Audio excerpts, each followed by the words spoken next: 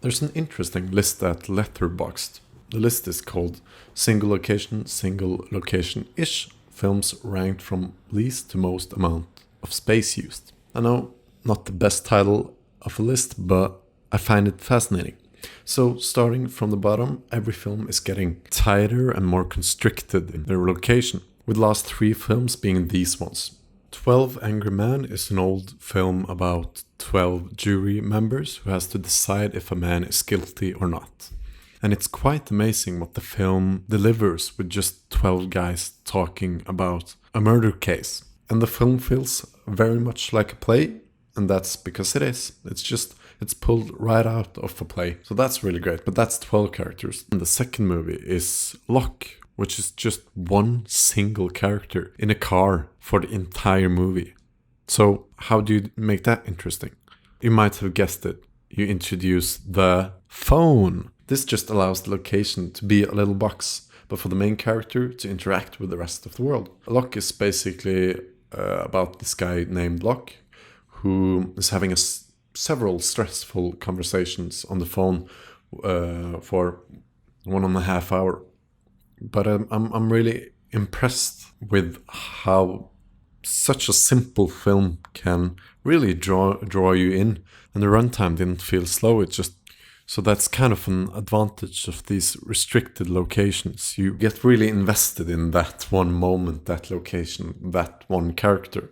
Tom Hardy is great in this one. I think this might be his best performance. He just is this man of steel that kind of cracks through the pressure of all his problems. So Bird is a film directed by Rodrigo Cortés, starring Ryan Reynolds.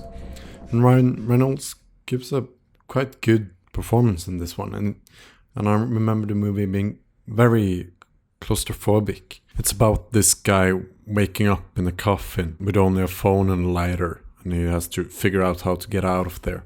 Unlike Locke, which is just drama, just like almost an audiobook. This is also visual. It kind of adds that man versus nature thing. He has only 90 minutes of oxygen and has to contact the outside world to come and save him, to find the spot where he's buried.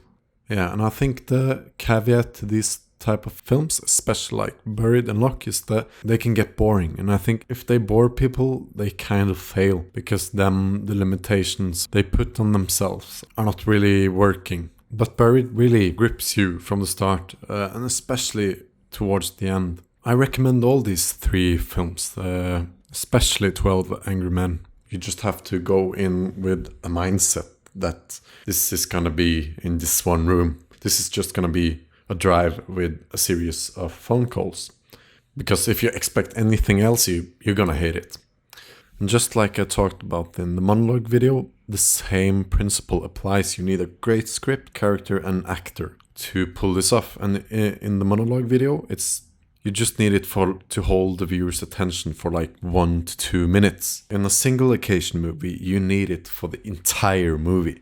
So you need a damn fine actor to pull this off, and not being able to do whatever you want to drive the story forwards. You really have to think outside the box. What limits the scope of what you can do can actually also be a good thing. Limitations is absolutely the best things for letting loose what can never be confined. Creativity.